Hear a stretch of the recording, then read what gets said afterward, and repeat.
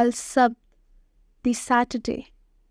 A long time ago, in a small village by the sea, lived a community of people who followed the teachings of Prophet Musa, peace be upon him. They were known as the children of Israel.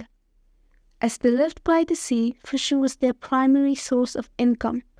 These people were given a special day to rest and worship Allah, which was called the Sabbath. The Sabbath was observed from sunset on Friday to sunset on Saturday. Allah commanded the people to dedicate this day entirely to prayer and rest. They were not to engage in any work, especially fishing, which was their main livelihood. At first, everyone followed this commandment, but as time went by, some people became greedy. They noticed that fishes were more abundant and easier to catch on the Sabbath. So instead of obeying Allah's command, they started to find ways to catch fish indirectly. They would dig trenches and create pools near the shore on Fridays, and as the tide came in, fish would get trapped in these pools. Then, on Sundays, they would collect the fish pretending that they hadn't broken the Sabbath. This cunning trick seemed to work for a while, and more people in the village started to join in.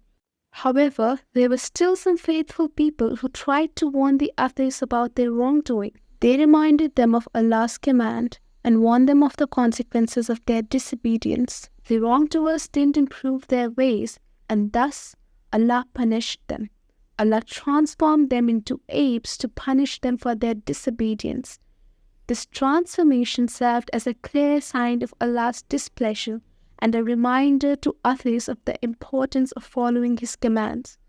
According to a hadith reported by Imam Muslim from the Blessed Companion Abdullah ibn Masud Raziyallahu anha, some people asked the Holy Prophet, peace be upon him, whether the apes and swines today were the descendants of the metamorphosed Jews. The Holy Prophet, peace be upon him, reminded them that the apes and swine existed in the world even before, and said that when Allah sends down this particular kind of punishment on a people, the race comes to an end with this, and there is no further breeding. According to some other reports, they only lived for 3 days and didn't have the ability to reproduce. So what do we actually learn from this? فَجَعَلْنَا نَكَالًا لِمَا بَيْنَ يَدَيْهَا وَمَا خَلْفَهَا وَمَوْئِظَةً لِلْمُتَّقِينَ. So we made their fate an example to present and future generations, and a lesson to the God-fearing.